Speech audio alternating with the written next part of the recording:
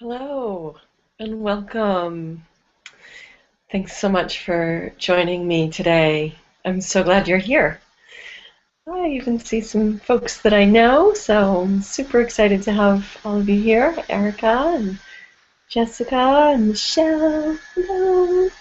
This is fun. This is kind of new technology for me, so I get a little geeked out about it. So hello and welcome. I'm Johanna Lyman, and today we are going to talk about how to unleash your genius.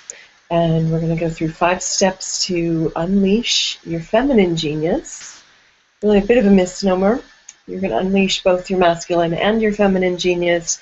You have to have them in balance in order to actually do anything in the world. So before we get started, though, I'd like to share just a little bit about myself for those of you who don't know me, and that's most of you. So I'm going to put on a fancy little slideshow for you as I talk.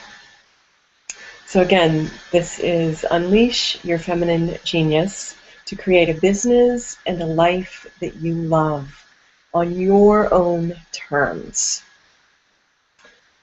And before we get started, as I said, I would like to just share a little bit about myself.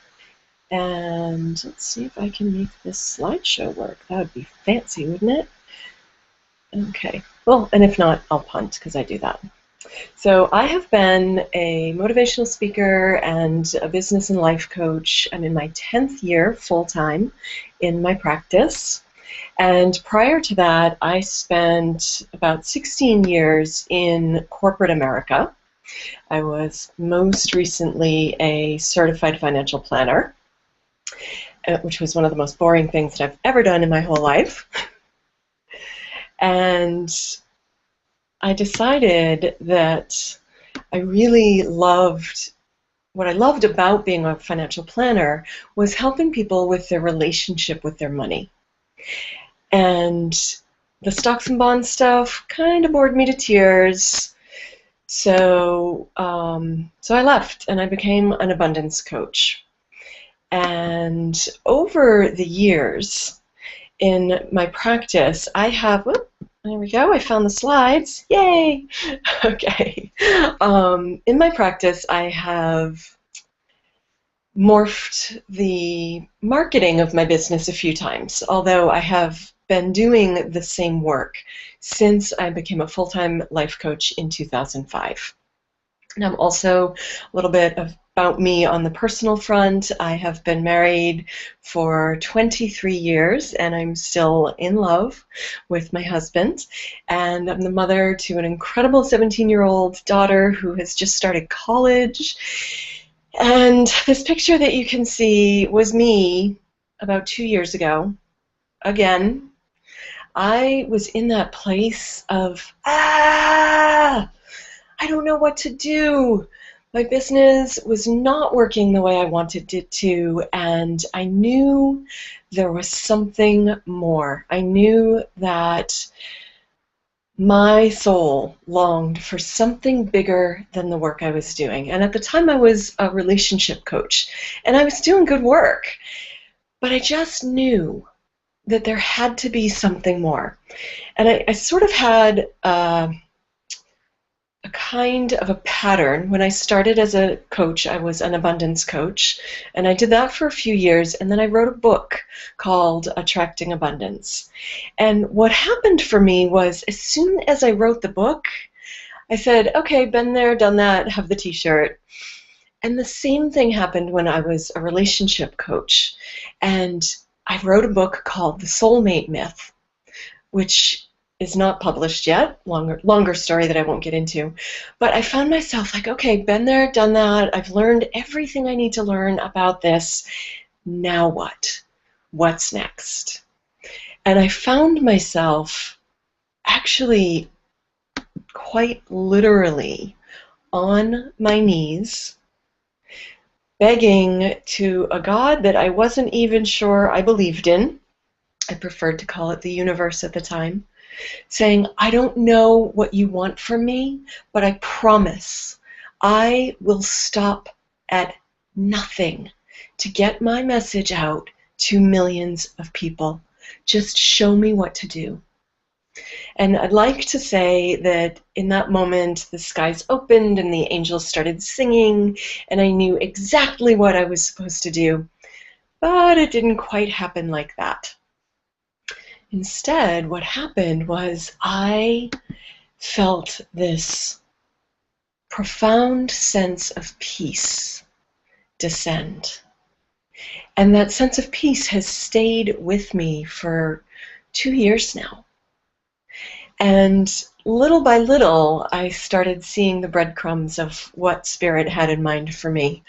And, you know, my God has a really funny sense of humor, and one of the first things that she had me do was produce a theater performance called Opening Pandora's Box, Stories of Truth and Hope.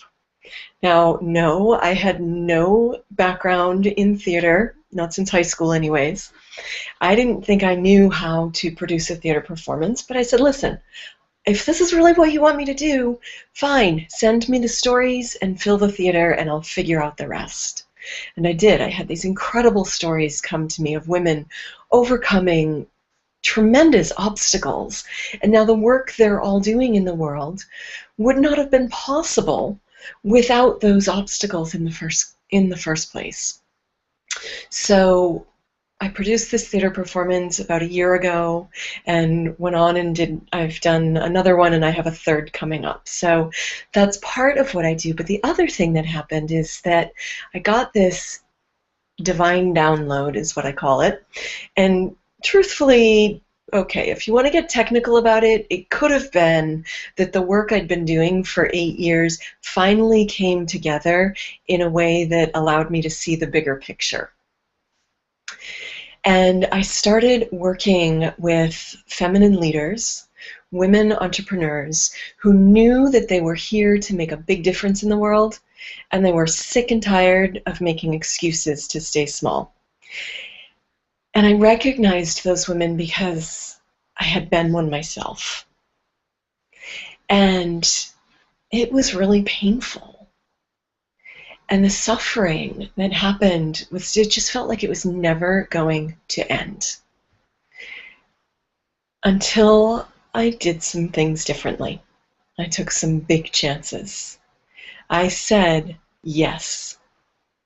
And I promised that I would say yes as long as I was getting the guidance I needed. And that journey has been wild for the past 2 years, and it's been so much fun. And that, in fact, is the very first step of unleashing your feminine genius, is to connect with joy. What is that thing that you love so much you would do it for free? And hopefully you've had this experience of being in that space, that zone. They call it the zone. Athletes get it, but we can all tap into that zone when we're doing something that we really, really love. So I'm going to go through a little exercise today to help you. Hopefully something popped into your head when I said that. What is that thing that you would do for free because you love it so much? But in case it didn't, I'm going to walk you through this life purpose exercise, which I swiped from one of Jack Canfield's books, The Success Principles. And there's 4 parts to it, so you can grab a pen or something to write with. And I'm going to go through it on the quick side just so that we have time to go through all 5 steps. But what I'd like you to at least do is write down the questions so that you can answer them for yourself afterwards. The first question is, what are 2 of your unique personal qualities? And you might have qualities like enthusiasm, or creativity, or stick-to-itiveness. So what are 2 unique personal qualities?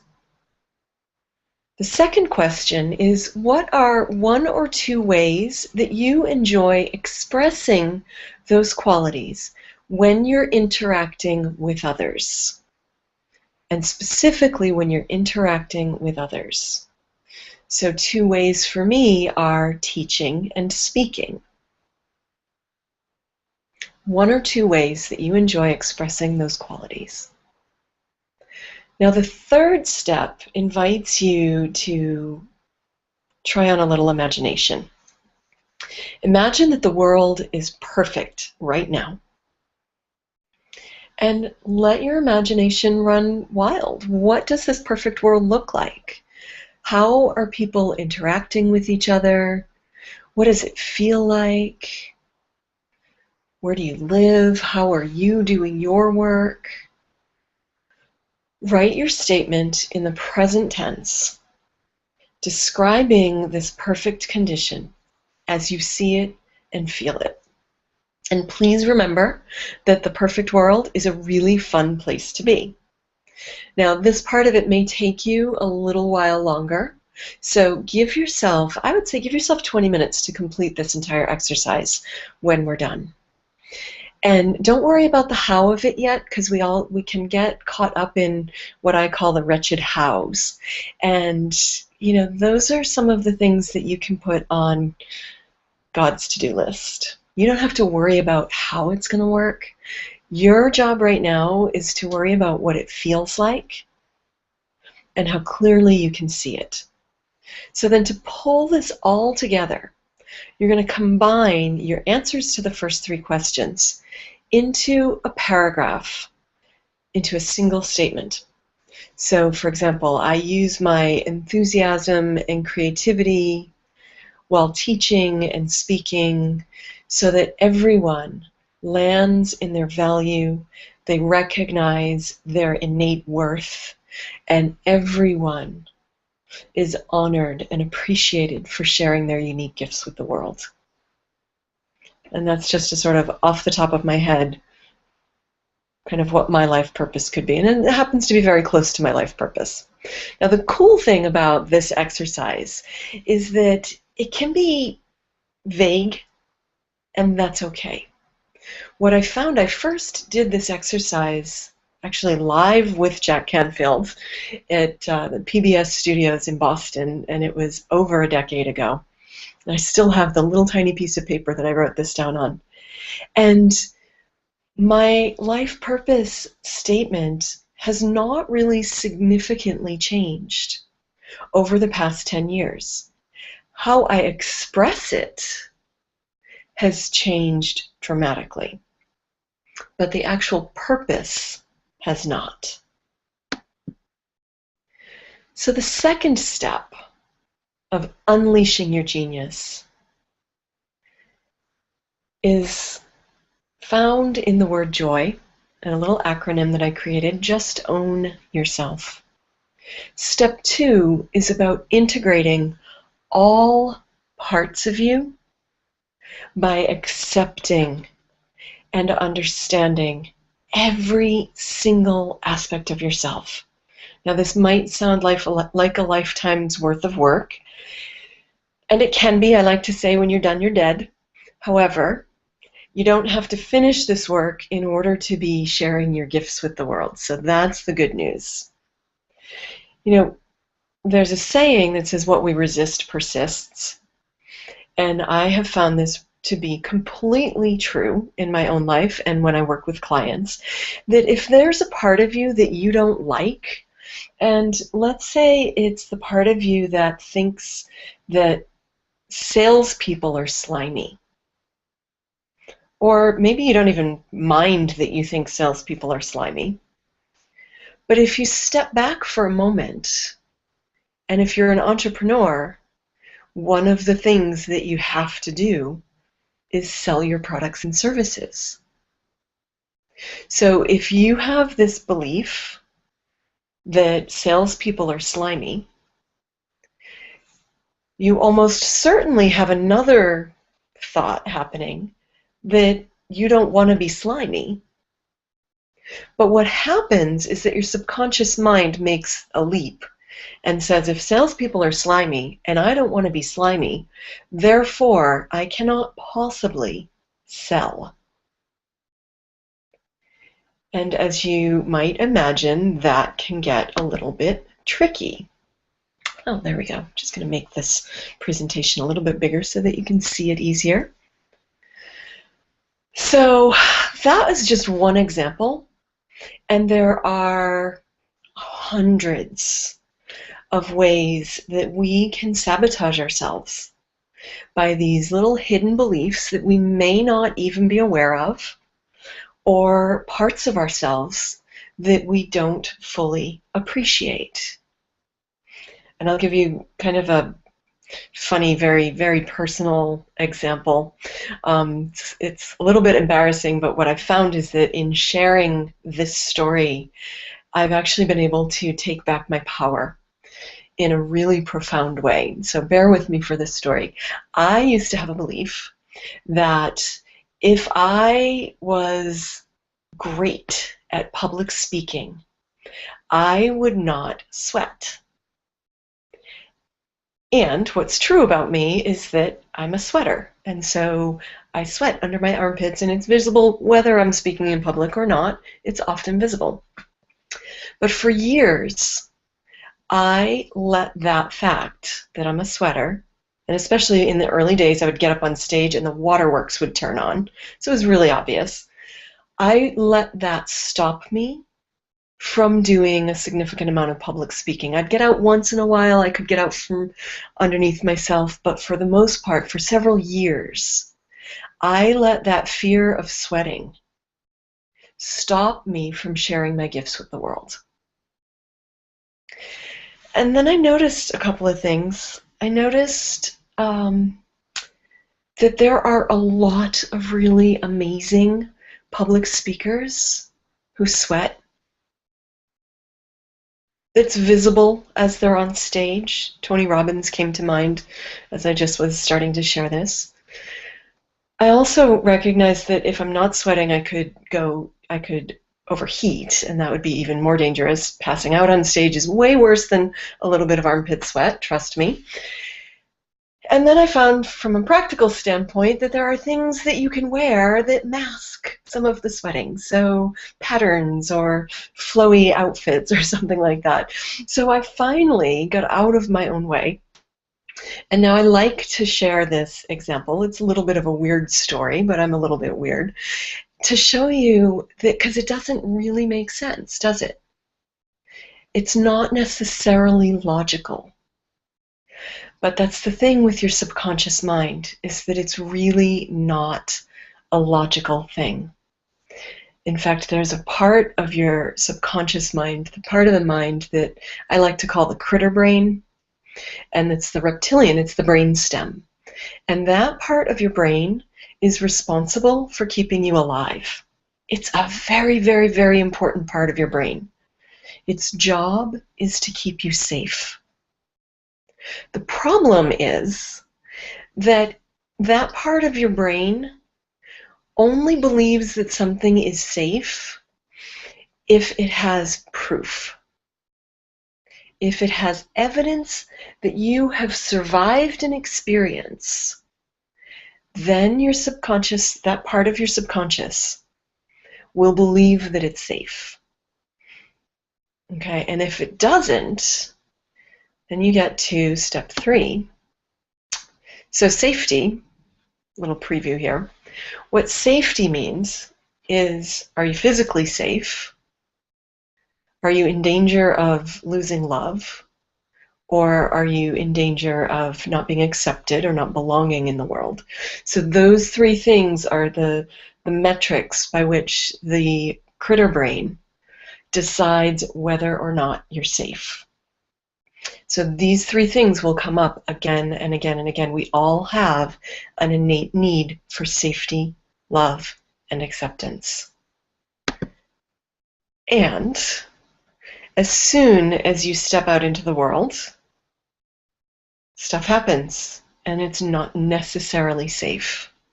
So step 3 is learning how to face those fears, or what I like to call dance with resistance. And this little diagram here, what excites you and what scares you, that thing right smack in the middle where the 2 overlap, those are the things that you should do. Now, I like to call this step Dance with Resistance because we are talking about stepping into your feminine genius.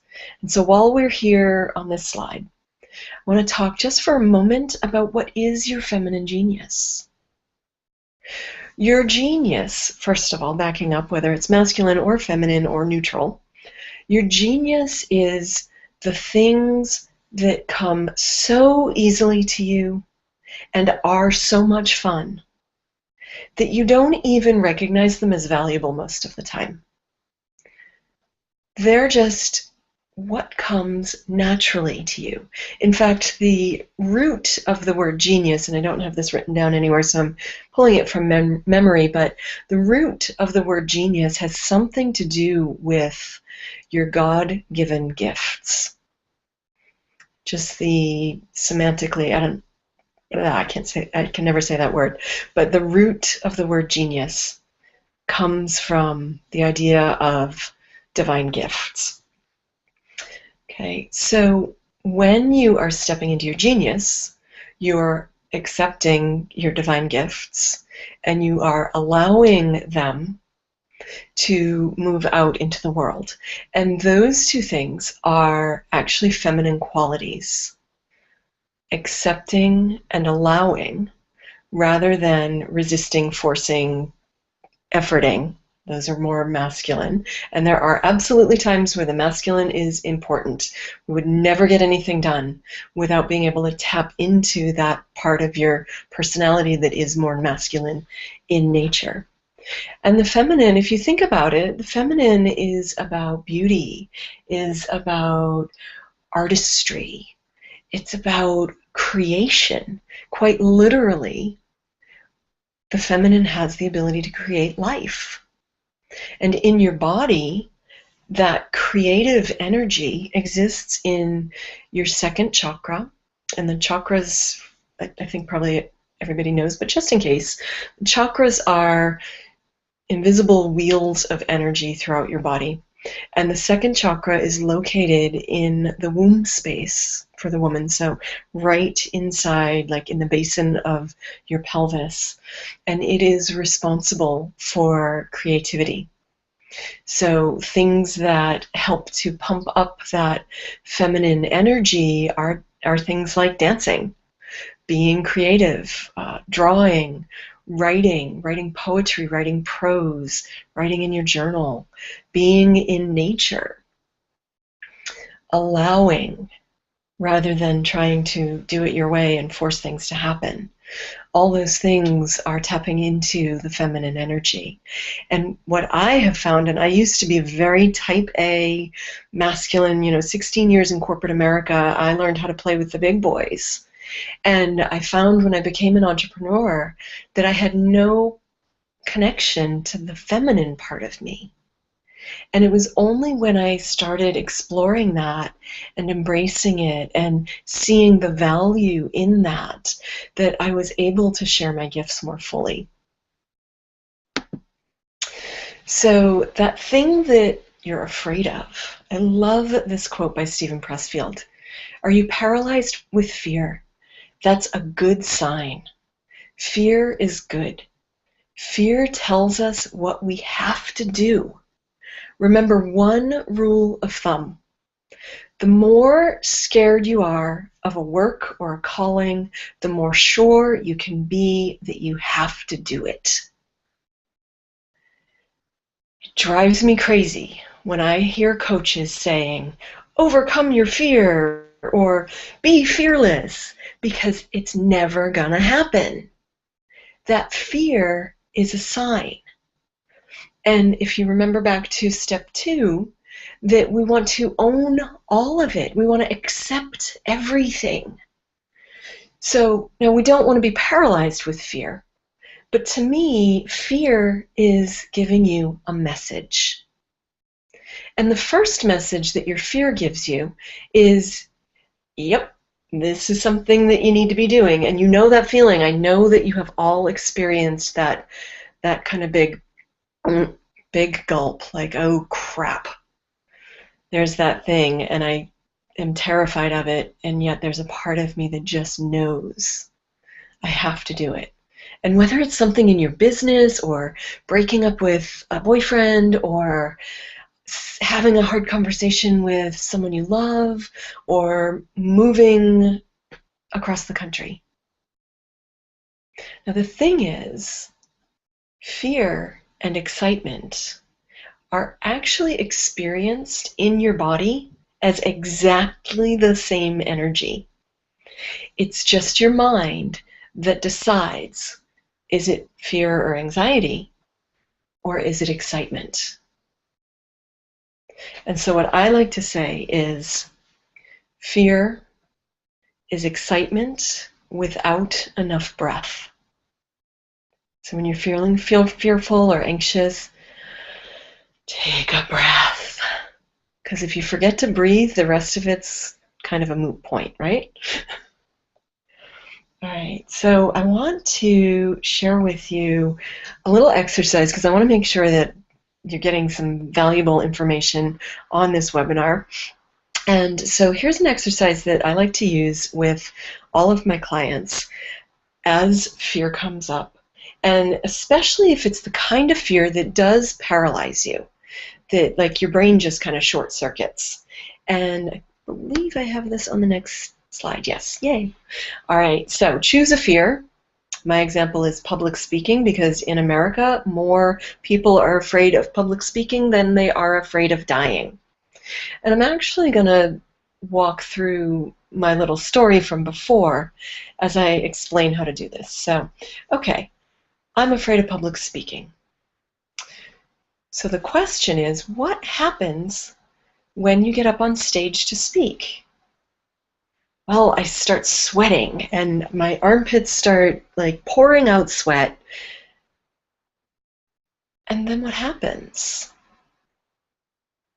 Well, then I believe that people aren't going to think I know what I'm talking about because I'm so nervous. Okay? And then what happens? And then I'm so nervous that I actually forget what I'm going to say. Well, and then what happens? Well, then I have to take a big breath. And I have to look at my notes. And then what happens? Well, then I figure out where I was, and I remember what I was going to say next, and I go on. And then what happens?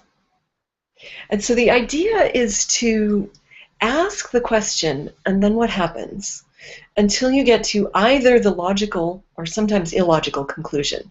So in that example, the way that was going, I would have gotten to the end of my speech, and I wouldn't have passed out, and I would have had sweaty armpits, and people would have either liked what I had to say or not, but there's really nothing I could do about that. So my head didn't pop off. I didn't start like losing limbs or spewing blood out of my guts.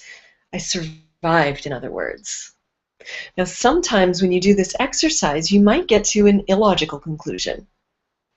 And in that example, like, okay, so I'm so afraid of public speaking, I don't do it, and then I don't get any clients, and then if I don't have any clients, then I don't have any money, and if I don't have any money, then I can't live in my house, and if I don't live in my house, then I become homeless, and then I don't have any money for food, and then I die.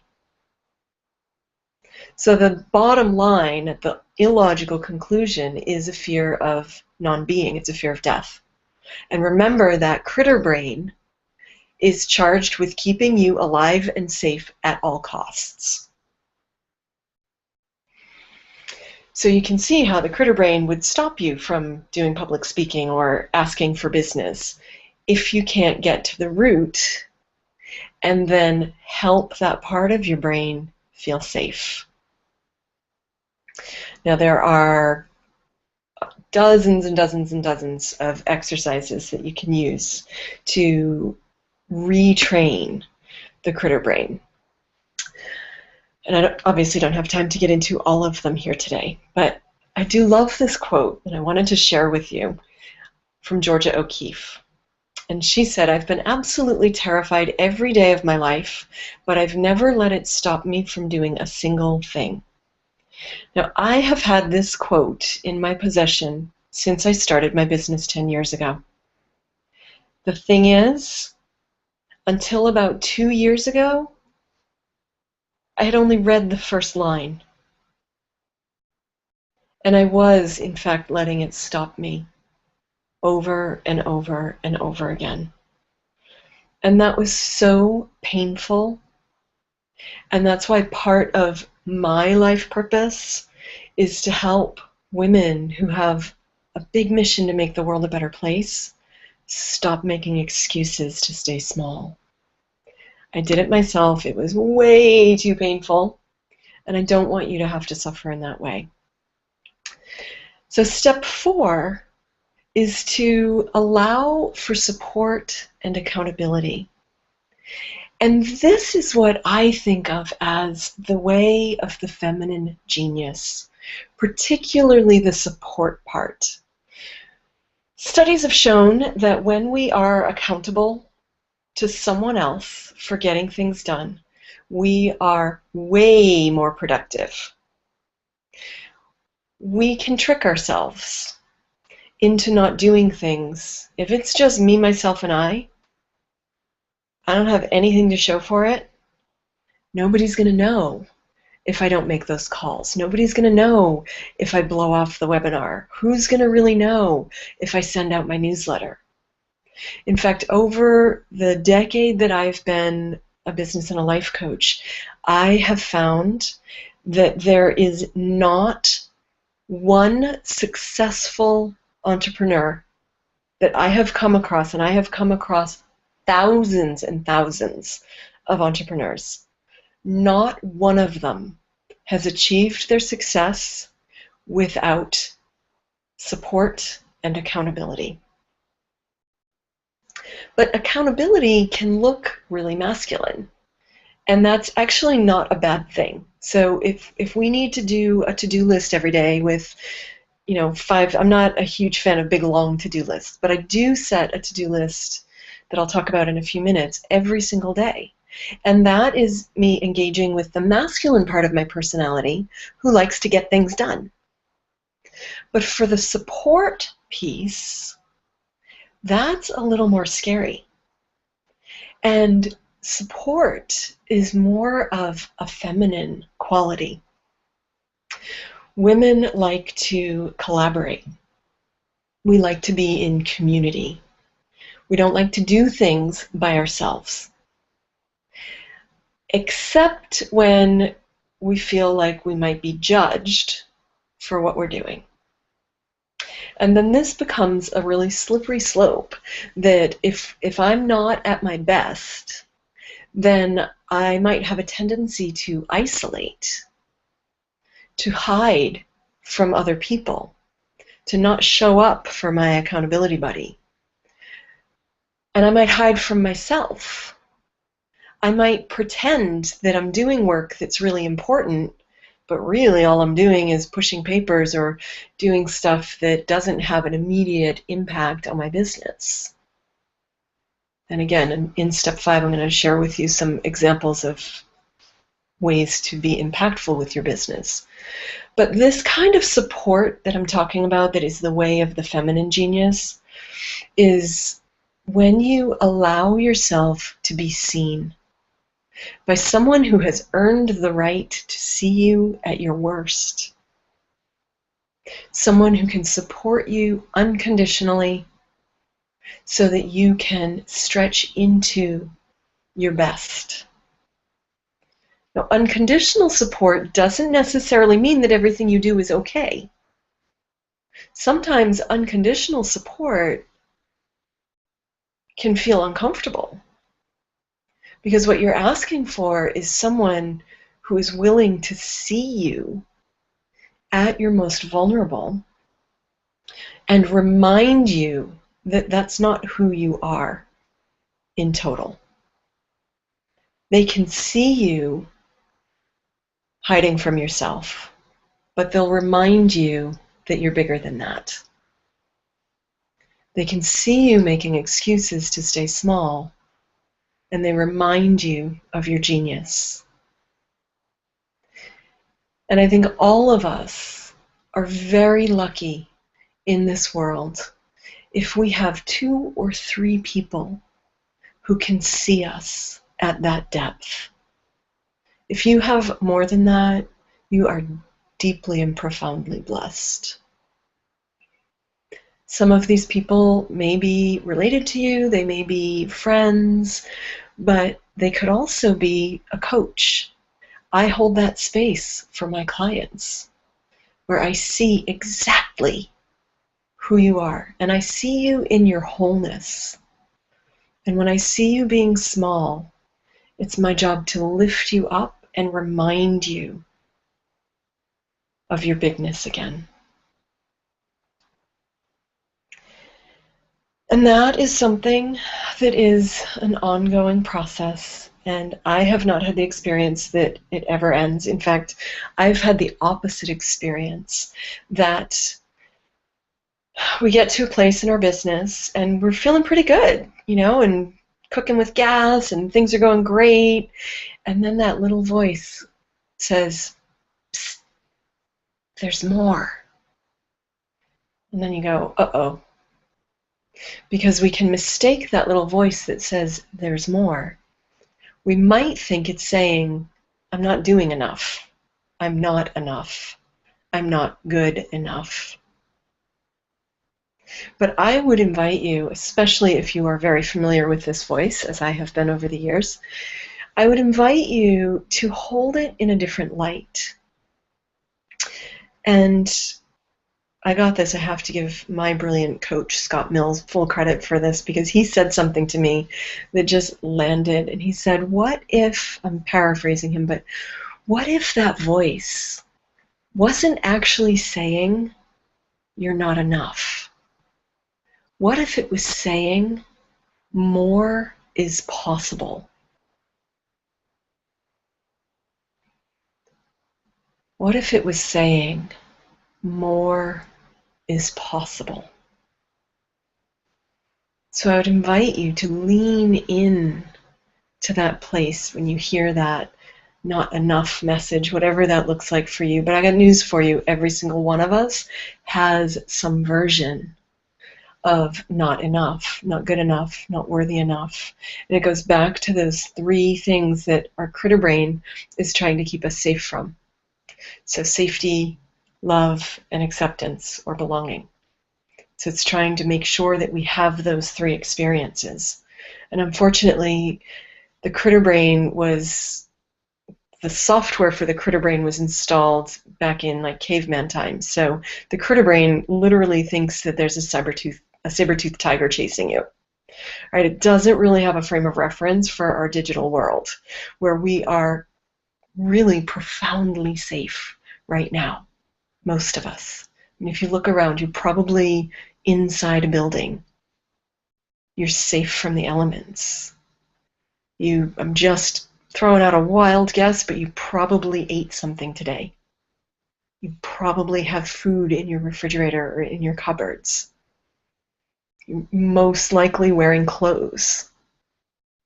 Right? So you're not left exposed to the elements to starve or be chased after by saber-toothed tigers. But that critter brain is programmed for that kind of danger. And it really needs a lot of help to get past that. Because remember, it's not going to let you do something that it is not certain you will survive. Now, again, this could get tricky because becoming an entrepreneur is certainly going to invite you to do things that you've never done before. However, I have some good news. That part of your brain cannot discern between something that actually happened and something that you can vividly imagine. I'm going to say that again. That critter part of your brain, that software in your mind, cannot discern between real live events and things that you imagine vividly. So one of the things that I do with my clients all the time are give them tools that they can use again and again and again to vividly imagine what it is they want. and not only imagine what they want, but imagine how fun it is and how safe it is and how supported they are as they're getting this thing that they say they want. And that sounds like it's, a one and done thing, but there are several steps. So speaking of steps, let's move along. After you see this beautiful visual here, in each of us, there is a little of all of us. And again, that is the way of the feminine genius. There's an old song that one of the lines is, "No man is an island." And it's true. Yet we also have messages, cultural messages, that tell us repeatedly that we have to do it all ourselves. I'm born and raised in New England, and we have this cult of the bootstrapping do-it-yourselfer, the one who doesn't need help from anybody. I can do it all by myself. Like if any of you have small children, there is a stage, and I think my daughter went through it when she was about 3, where she would not accept help at all, and her phrase was, "I can do it all by myself." And unfortunately, sometimes we get stuck in that place, and we forget that we are meant to lean into each other and to ask for the support that we need, that we deserve. And one last thing that I want to say about this is, because this can be super scary and really vulnerable, is that you do want to make sure that you're sharing with someone who has who has earned the right to hear it. And I got that phrase from Dr. Brené Brown, and she's a shame and vulnerability researcher at the University of Houston. And she says, be sure to share your story with people who have earned the right to hear it. So that helps with creating that container of safety. Anyways, moving right along here. So, step 5, take consistent daily actions. It's not sexy, but it works. And this is the step that I have seen, and over the last decade, I have worked with probably well over 1,000 coaches, consultants, holistic practitioners and healers, authors and speakers. And there is this funny little thing that happens. If anybody out there, I'm sure most of you have heard of the law of attraction, maybe saw or read the book and the movie The Secret. There's a hugely missing step in that process, and it's this step: take consistent daily actions. So we end up with this magical thinking that if I think it enough, if I believe it enough, if I visualize it enough, if I affirm it enough, it'll happen. But this piece, if you are sharing your genius, which is your divine gift, the thing about the divine is that it has no hands. It has no mouth but yours. It has no mind but yours. In order to actually express and create and manifest this gift, you have to do the work. And your dreams need you. Don't let them fade without a fight. I want to share with you there are actually 5 consistent daily actions that I use and that I recommend all of my clients use. I actually have this thing with 5s. I was talking to somebody about that this morning. Within my signature system, there are 5 sacred archetypes, and each one of us move through all of the archetypes at different times of our lives, and they cause problems and struggles, and there are lessons inherent in each. And so there's 5 archetypes, and there's these 5 steps to unleash your feminine genius, and then there's these 5 daily actions, and then within my system there's another set of 5 daily actions. These are more the feminine actions. And then I've got a mirror kind of masculine 5 actions. And so the first is meditation or quiet time every single day. It does not have to be an hour. You do not have to achieve that elusive no-mind state. You do not have to commune with the divine. All I'm asking you to do, inviting you to do, is spend 10 or 15 minutes every day noticing your mind, noticing your thoughts, just noticing without judging. What that does is it takes you a step out of your thoughts so that it's like a pause at the end of a breath, that you can actually stop believing everything you think. The second action is movement. Full disclosure, this is the one that I resist the most because I have a life motto that if it's not fun, I am not going to do it.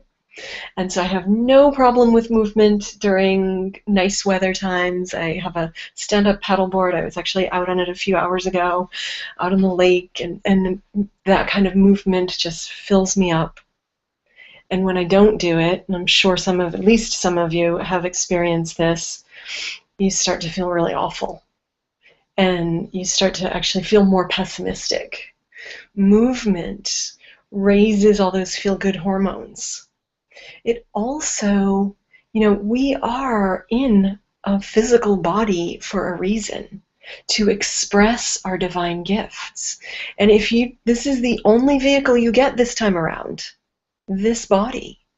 If you don't take care of it, it is not going to be able to support you effectively in sharing your sacred gifts.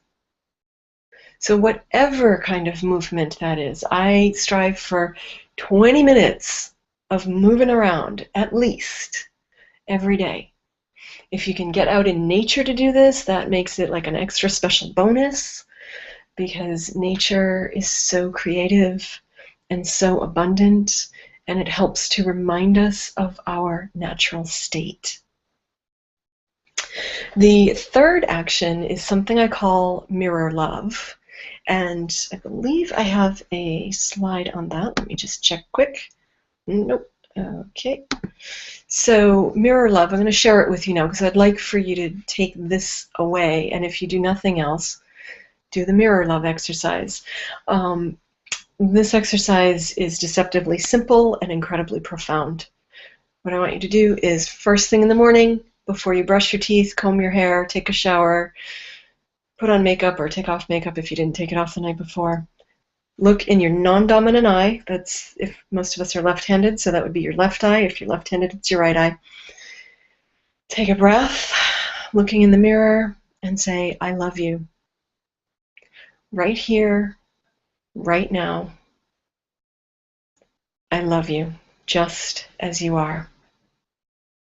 Take a breath and let that settle. If you want a little extra credit, you can say, I love you, even though, and choose something that you're maybe not fully loving about yourself. I love you, even though you're not exercising every day. I still love you, right here, right now, just as you are. If you do this exercise, and it only has to take, it can be less than a minute, I can almost guarantee that you will burst into tears at some time in the first 2 weeks of doing it. If you do it for 30 days, every single day, you will be anchoring in a new habit of self-love. And self-love is that place of profound acceptance. Going back to step 2, accepting all of the parts of yourself. The fourth thing that is in my daily actions is a gratitude to-do list, which is very simply, every morning, I list 3 things I'm grateful for. I list 5 things that I'm going to do that day.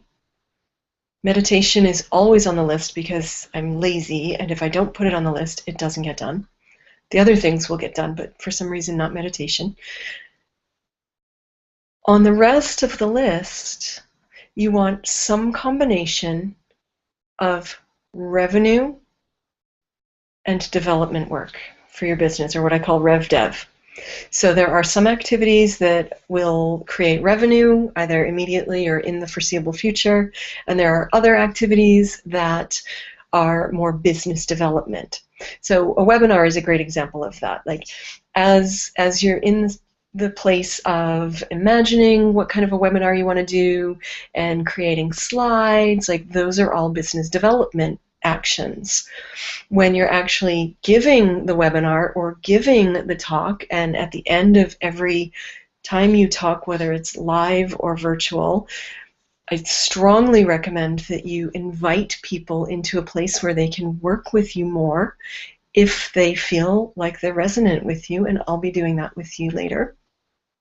So that's as you're actually doing the webinar and making an offer for people to engage with you, that's a potentially revenue generating activity.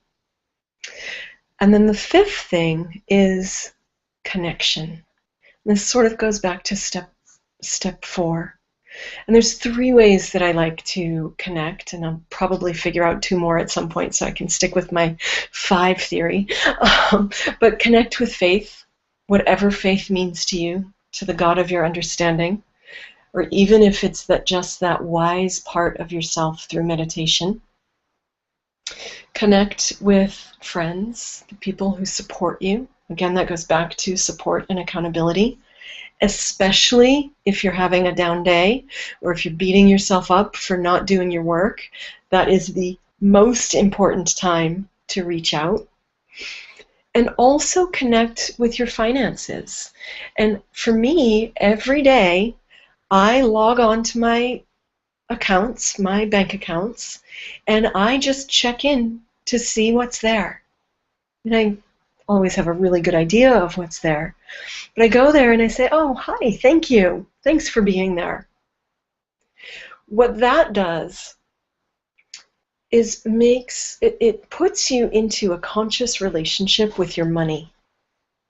And for so many of us who are messengers, who are here to make a positive difference in the world, that we're in business, sure, the money's nice, but that's not probably your primary motivation. I mean, the people that I really love working with, money is not their primary motivation. They want to make the world a better place. And for people like us, we tend to think that money is a little dirty, or a little bit confusing, a little bit mysterious maybe. Or we really just wish that we could do our work and not have to worry about money. And I've done entire 6-week classes about this topic. But when you are not paying attention to your money, or ignoring your money, or not wanting it, not wanting to have to deal with it, it is going to treat you in exactly the same way. You're actually engaged in a relationship with your money, just as you're engaged in a relationship with your friends, your family, your body. I mean, we're a connected community here. So those are the 5 daily actions, which is the 5th step to unleash your feminine genius. So I'd like to just recap. Step 1 is connect to your joy, that thing that you would do for free because you love it so much, but accept money for it. Step 2 is integrating all parts of yourself by accepting them. I like to say all parts of you are welcome at this table. Step 3 is to dance with resistance, to get into a relationship with your fear where it doesn't paralyze you, but you can actually have a conversation with it and make deals. I like to make deals with all sorts of things. God, my fear. All right, listen, I know this is really scary, but I'll make a deal with you. Let's just try it once, and if my head doesn't explode, you'll know it's safe, okay? Step 4 is to allow for support and accountability. And step 5 is to take consistent daily action. Now there is a bonus, step 6, And this is, as I mentioned earlier, I'm going to invite you, if what I've said resonates with you in any way, invite you to step a little bit more into my community and schedule a strategy session with me to uncover what would be your most potent next steps. I'm going to take the slideshow away so you get to see my smiley face again in just a moment. There I am. Hi. And I'm going to explain to you how you can take that next step. And hopefully you will see it or are seeing it now. So to sign up for a strategy session with me, and just in case you can't see the offer because I can't see it on my screen, you would go to www.johannalyman.net/home. Johanna Lyman, JohannaLyman.net/home. And there you can sign up. And if you're not really sure if it's something you want to do, you can read the copy that's on the home page there. And that gives you a little bit more information. And if it feels like, yeah, I think I want to do this, especially if you're a little bit scared about it, then go ahead and sign up. You can either enter your name and email off on the right side of the page, or if you scroll all the way down, there's a PayPal button. Buy it now. Both will get to me, and we will be able to set up your strategy session. And when we do that, what we'll be looking at is, what is your genius? What is that thing that you love to do? And then what does your business look like? Are you actually doing that now? And if you're not, what are some of the struggles and the frustrations? What are the obstacles that get in your way? And then what are some strategies that you might be able to use to overcome those obstacles? Now, in that strategy session, the answer might not be to work with me, and that's perfectly fine. I might have another resource for you. You might have a problem that I don't specifically work with, but it may be that you want to do a little bit of fun stuff with me and play in the deep end of the pool, and I love that. And that is a blast for me. So we do have just a couple more minutes. I'm going to open the chat line. So if you have a question now or a comment, you should be able to, let's see, on my screen it's on the right side of the screen, maybe on the left for you. And there should be a little box at the bottom, and you can type in your question or your comment, hit the little post button. And there's just a slight delay, so while I'm waiting to see if anybody has any questions or comments, I'm going to take a sip of water in my red Solo cup.